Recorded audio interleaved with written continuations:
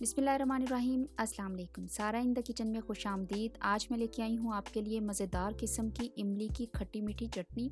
ये वही चटनी है जो आप बाज़ार से लेते हैं पैकेट वाली, लेकिन आज हम घर में बनाएंगे। बहुत आसान है, इफ्तार स्पेशल रेसिपी है। चलिए बनाना सीखते हैं। इमली की चटनी बनाने के लिए मैंने आध पाव 125 ग्राम इमली लेके उसको अच्छी तरीके से वॉश करके 1 कप गर्म पानी में उसको भिगो दिया था आधे घंटे के लिए। उसके बाद उसको अच्छी तरह से मसल के मैंने छान के पल्प बना के रख ली है। 1 कप मुझे ब्राउन शुगर का चाहिए। 1 चम्मच टीस्पून मैंने लिया है अदरक का पानी। आधा टीस्पून मैंने नमक का लिया है। 1/4 टीस्पून चौथाई चम्मच सुरख मिर्च है। 1 चम्मच ज़ीरा है, रोस्टेड है ये। 1 टेबलस्पून भर के मैंने कॉर्नफ्लोर का लिया है। आधे ग्लास पानी मुझे चाहिए होगा इसको घोलने के लिए। अच्छा, इमली का पल्प लिया है जो मैंने, उसको मैंने पैन में डाल लिया है। चूल्हा मैंने ऑन कर लिया है और इसको अब मैं थोड़ा गर्म करूंगी। जैसे ही ये थोड़ा सा गर्म होगा तो मैं इसमें ब्राउन शुगर ऐड कर दूंगी। जो ब्राउन शुगर है वो मैं ऑल्टरनेट के तौर पे अभी डाल रही हूँ क्योंकि मेरे पास शक्कर नहीं है। नहीं तो मैं इमली की चटनी में हमेशा शक्कर डालती हूँ। अगर आपके घर में शक्कर है जो देसी शक्कर होती है तो आप शक्कर इस्तेमाल करेंगे, या अगर गुड़ है तो आप गुड़ को तोड़ के पीस के और उसको 1 कप जो है वो इसमें शामिल करेंगे। इस चटनी का फ्लेवर बहुत अच्छा होता है शक्कर और गुड़ से या ब्राउन शुगर से। इसका ऑल्टरनेट है ब्राउन शुगर, लेकिन आप इसमें सफ़ेद चीनी इस्तेमाल नहीं करेंगे। इसको अब आपने पकने देना है। थोड़ा सा ये बॉयल आना इसमें शुरू हो, ये पकना शुरू हो। इसको हमने बहुत ज़्यादा गाढ़ा नहीं करना। इसमें अब मैं डाल रही हूँ अदरक का पानी। अदरक को पीस के उसको निचोड़ के मैंने इसका पानी निकाला है। नमक डाला है। सुरख मिर्च पाउडर मैंने आपको बताया है वो डाल रही हूँ। और साथ में ज़ीरा जो है मैंने इसको ड्राई रोस्ट कर लिया था तवे के ऊपर और इसको मैंने डाल दिया है। मसाले डालने के बाद मीडियम आंच पे आपने इसको पकाना शुरू कर देना है। इमली बहुत ज़्यादा खट्टी होती है, वो जो हमने इसमें ब्राउन शुगर डाली है वो इसके टेस्ट को, इसका जो टैंगी फ्लेवर है उसको ब्रेक करेगी और बड़ा ही खट्टा मीठा सा इसको टेस्ट दे देगी।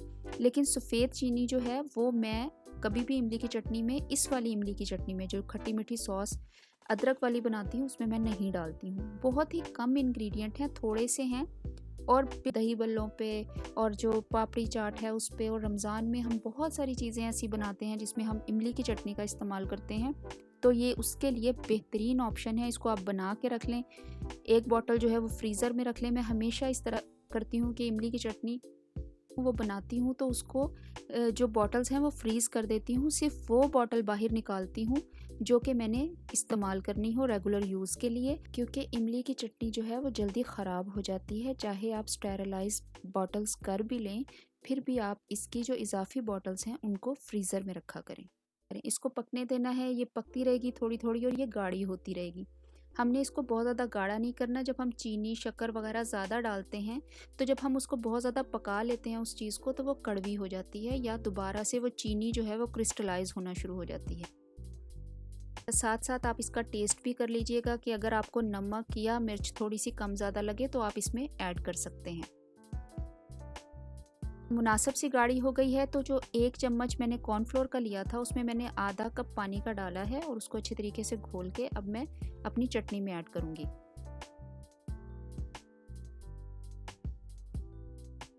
बहुत ज़्यादा मैं गाढ़ी चटनी नहीं करूँगी। जब वो तकरीबन देखें हाफ़ रह गई है तो मैं इसको कॉर्नफ्लोर डाल दूँगी और इसको आहिस्ता आहिस्ता मिक्स करती रहूँगी, तो ये बहुत ही मुनासिब सी कंसिस्टेंसी में गाढ़ी हो जाएगी। अब आपने इसको सिर्फ 2 से 3 मिनट पकाना है, इससे ज़्यादा नहीं पकाना और फुल आंच पे ही पकाना है, क्योंकि हमने इसमें कॉर्नफ्लोर डाल दिया है। कॉर्नफ्लोर को भी वर्क करना है इसके अंदर, इसको गाढ़ा करना है, तो उसके लिए हमें फुल आंच की ज़रूरत है ताकि वो बॉयल हो और वो गाढ़ा करे। चम्मच चलाते जाएंगे ताकि कोई गुठली ना बने। और इसको अच्छे तरीके से देखिए गाढ़ी होनी शुरू हो गई है। जैसे ही मुनासिब सी गाढ़ी होगी हम चूल्हा बंद कर लेंगे और इसको उतार लेंगे।